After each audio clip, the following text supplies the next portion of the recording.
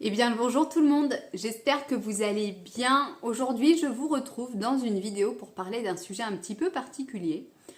Comme vous avez pu le voir dans le titre, on a repris le chemin de la PMA. Pour vous faire un petit récap pour ceux qui viennent juste d'arriver sur ma chaîne ou qui sont arrivés là dernièrement, j'ai arrêté ma pilule le 1er février 2017. Sans grossesse avancée, j'ai pris rendez-vous, pardon, dans un centre de PMA sur Poitiers fin 2018. Nous avons fait plusieurs examens qui se sont avérés que moi j'avais le syndrome des ovaires polykystés et que Pierre avait des spermatozoïdes un petit peu feignants et en plus il n'y en avait pas en très très grande quantité. Donc c'était compliqué pour avoir un enfant et en plus moi j'étais déjà en surpoids à cette époque-là. Donc notre gynécologue à l'époque m'avait demandé d'atteindre un poids de 90 kg. Je partais de 115 kg, j'avais donc fait un régime et j'étais descendue à 93 ou 94 kg. Et lors du rendez-vous, comme je n'étais pas aux 90 kg, elle m'avait dit non, tant qu'il n'y a pas ces 90 kilos, on ne pourra rien faire. Bref, ça m'a très légèrement agacée. Je me souviens sortir de son bureau très énervée, monter dans ma voiture et pleurer, je crois, toutes les larmes de mon corps. Parce que même quelques années plus tard, je n'arrive toujours pas à comprendre pourquoi une femme doit absolument faire un poids, surtout dans le centre de Poitiers. Parce que dans d'autres centres, on ne demande pas de limite de poids. Et que pour moi, le poids ne justifie pas d'être une bonne ou une mauvaise mère. Il y a beaucoup de femmes qui sont bien plus en surpoids que ce que je n'étais et qui ont eu des enfants naturellement. Et là, clairement, on nous a fermé les portes au nez. Bref, vous le savez, après par la suite, j'ai repris tous les kilos que j'avais perdus. Puis j'en ai pris 10 supplémentaires. Jusqu'en début 2022, je réfléchis. Je suis montée sur la balance et je faisais à peu près 125 kilos. J'ai donc pris la décision de me faire opérer d'une sleeve. Je pense que maintenant tout le monde le sait. Je me suis fait opérer le 17 novembre 2022, donc il y a maintenant un an, avec une perte de 53 kilos depuis l'opération, mais 60 kilos depuis l'opération, plus l'avant-opération. Au mois de mai 2023, donc de cette année, je suis allée faire une consultation classique chez ma sage-femme, chez qui je suis suivie, qui, elle, m'a donné le feu vert pour reprendre le parcours PMA, n'étant pas carencée. Pour elle, elle ne voyait pas d'inconvénient de reprendre tout de suite. J'ai donc pris rendez-vous avec notre gynécologue au même centre. Et on va dire que ce rendez-vous-là allait être décisif sur l'envie ou non de continuer avec le centre de Poitiers.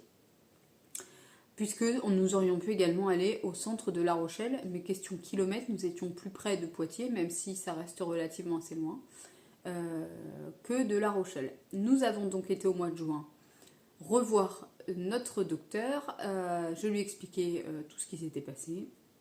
Je lui ai même donc expliqué que j'avais été très déçue lorsqu'elle nous a fait le refus en 2019.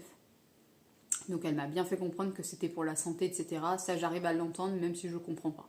Mais bon, bref, passons, c'est pas grave. Enfin, un peu, parce que du coup, tout ça nous a fait retarder l'échéance d'avoir un enfant. Ensuite, lors de ce rendez-vous, bien entendu, tous nos examens n'étaient plus à jour. Elle m'a donc redonné tous les examens à faire, dont certains que je n'avais jamais fait. J'ai donc fait prise de sang, contrôle FSH, contrôle de mes vitamines, parce que du coup elle a vu pour l'opération, etc. Mais à ce moment-là, elle m'a donc donné aussi l'hystéro à faire, bref, vraiment les échographies et tout. Elle m'a dit, comme vous avez fait une sleeve, on doit attendre un an, la date d'anniversaire, pour pouvoir vraiment lancer le parcours, puisque vous n'êtes pas encore stable au niveau de la perte de poids, ce qui pourrait engendrer des complications pour une grossesse, que ce soit et pour vous et pour le futur bébé. Bon, après tout, en sortant du rendez-vous, j'étais de nouveau un petit peu en colère, mais en même temps, je suis une femme très impatiente, donc je pense que ça n'aide pas. En sortant du rendez-vous, j'étais un petit peu remontée encore une fois, et je lui dis, mais Enfin, c'est bon quoi. Maintenant, j'ai le poids requis, et on a tout et ça va encore pas. Bref, après tout, on n'est plus à 5 mois près. Puisqu'elle me dit, on se revoit pour l'anniversaire, votre date d'anniversaire d'opération. Très bien. Je fais donc tous les examens. Tout est ok au niveau des examens. Je n'ai plus les ovaires polykystés, entre guillemets. Un retour de cycle quasiment naturel, enfin naturel, et pas naturel, c'est pas ce que je veux dire, régulier. Puisque avant l'opération, j'avais mes règles 3 fois l'année. Et là, clairement, je les ai tous les 30 à 34 jours. Donc pour eux, ça passe en cycle régulier. Donc ça, c'est plutôt une super chose. Depuis le mois d'août, j'arrive à détecter mes ovulations et au ressenti de mon corps. Parce que moi, je peux vous dire que je sais pas, les femmes qui n'arrivent pas à le ressentir, je sais pas comment vous faites parce que moi, direct, je le ressens. Mais bon, chacun est différent. Et également avec les tests d'ovulation, je prends ceux chez Action, clairement. Je ne m'embête pas. Non, n'importe quoi. J'en prends sur internet parce qu'ils sont moins chers que ceux de chez Action. Voilà, c'était ça. Donc, fin septembre, j'appelle le centre pour avoir un rendez-vous. Elle me dit, vous pouvez venir le 23 octobre. Mais je lui dis, oui, mais ça fera à peine un an et tout. Elle me dit, vous inquiétez pas, ça va pas changer non plus grand chose, quoi. Donc, on va la revoir le 23 octobre. Entre-temps, Pierre avait dû aussi faire un spermogramme qui, lui, était meilleur que celui de dernières années, mais qui était très semblable à celui qu'il avait fait en automne 2018. Donc, est-ce que la saison joue? On ne sait pas. Moi, tous mes examens sont OK, pas de carence dans les vitamines, donc tout était vraiment parfait. Et là, elle nous a donc expliqué, nous le savions déjà, que nous devions passer par une FIV-ICSI. Elle nous a donc expliqué tout le déroulé, là vraiment comment ça se passait, etc. Et elle m'a dit, bon ben maintenant, ça y est, le parcours est lancé.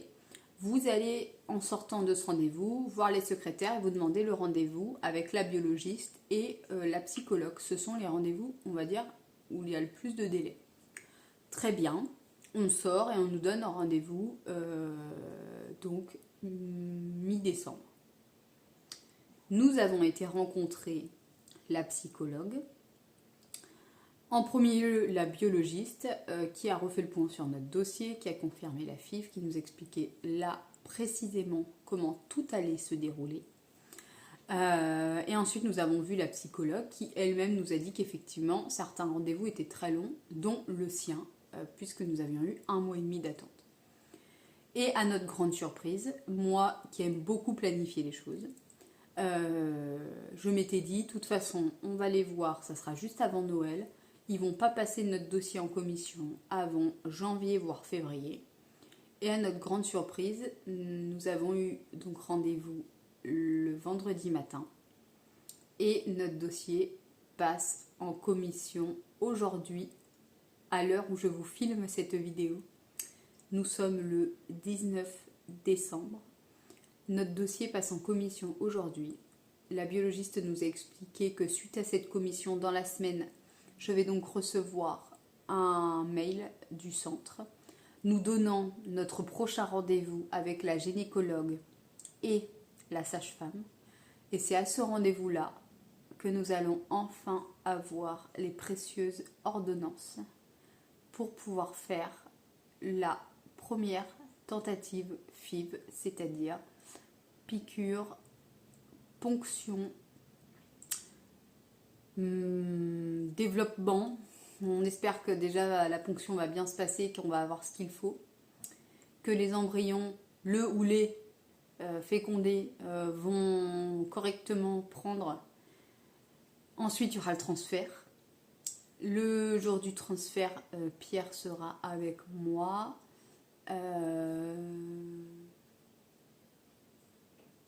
Comment ça se passe? Il sera avec moi dans la salle, s'il le souhaite, mais comme il le souhaite, c'est plutôt cool. En même temps, je crois que j'ai pas envie de faire ça toute seule. Et ensuite, transfert d'un seul embryon, un J5.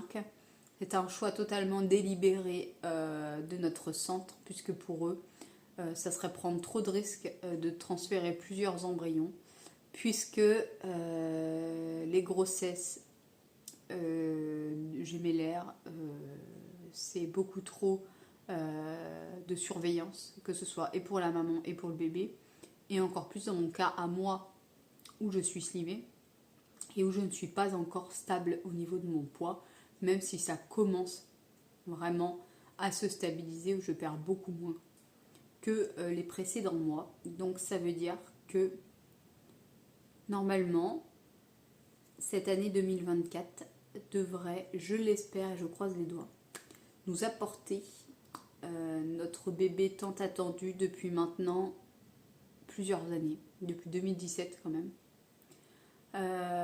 Donc je voulais juste vous faire une petite vidéo explicative. Je pense pas... Alors, si vous me suivez sur Instagram, vous aurez des choses en temps réel. D'ailleurs, il y a le lien en barre d'informations. Mais nous ne dirons pas les jours de ponction, les jours de transfert, etc. Puisque j'ai envie que ce soit un petit peu personnel. Et le jour où il y aura grossesse, vous le saurez, bien entendu. Je fais pas cette vidéo pour me montrer ou donner des explications, des choses comme ça, mais parce que dernièrement je reçois beaucoup de messages où l'on me dit « Ah, t'as un petit ventre, est-ce que tu es enceinte ?» machin et tout. Je pense que les gens ne se rendent pas compte, mais sincèrement, et encore plus à l'approche de Noël, même moi, si j'adore ces fêtes, tous les ans je me dis c'est encore un Noël où j'ai pas de bébé, où j'ai pas d'enfant dans mes bras, en tout cas les miens, le mien.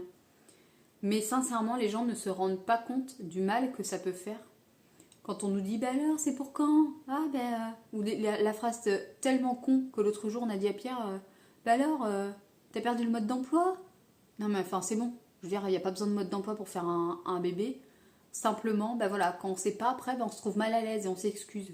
Et ben, moi, je me dis que si la personne n'en parle pas, si vous ne voyez pas d'enfants autour de votre table, déjà c'est pas une obligation d'avoir des enfants. Même si c'est le chemin logique, on va dire, le schéma logique d'un couple, certains ne veulent pas d'enfants. Donc on essaye de garder ces petites réflexions au fond de soi, ou alors on essaye d'en parler délicatement. Parce que moi j'estime, pour moi, ma famille, mes amis sont au courant de notre parcours. J'estime que j'ai pas à me cacher de ne pas réussir à avoir d'enfants. Parce qu'on est énormément de femmes touchées par ce problème. Et du coup, le fait d'en parler, eh bien, je suis sûre que ça libère d'autres personnes. Et ça soulage peut-être de savoir qu'on n'est pas toute seule à avoir ces problèmes de fertilité. Donc voilà, je voulais juste vous faire ce petit point récap sur notre parcours PMA, puisque je vous en avais déjà parlé dans ma chaîne, mais il y a maintenant de nombreux mois, de nombreuses années. Je vais arrêter de discuter ici. Si vous êtes resté jusqu'à la fin de la vidéo, mettez-moi un petit bébé, une petite tête ou un petit biberon, un petit emoji. Comme ça, je verrai ceux qui sont vraiment restés jusqu'au bout de la vidéo. Et puis écoutez, j'espère maintenant, dans l'année 2024, pouvoir vous annoncer une bonne nouvelle. J'espère que toutes celles qui sont en attente de ce petit bébé miracle, vous l'aurez également cette année. Si toutefois vous avez besoin d'échanger, même si je sais que c'est pas facile, vous pouvez m'écrire sur Instagram ou sur ma boîte mail et j'y répondrai. Je prends vraiment le temps de répondre à tout le monde. Bref, je vous laisse ici passer une très bonne journée ou une très bonne soirée parce que je ne sais pas quand est-ce que vous allez regarder cette vidéo. Si celle-ci vous a plu comme d'habitude, on met un petit pouce en l'air, on s'abonne. On active la cloche de notification pour recevoir une alerte lorsque je publie une vidéo. Et puis, écoutez, je ne sais pas quand est-ce que je vais publier cette vidéo. Donc peut-être que je vais vous dire soit bonne fête de fin d'année, soit bonne année 2024. Bref, allez, j'arrête de parler. Je vous fais plein de bisous comme d'habitude. N'oubliez pas, prenez bien soin de vous.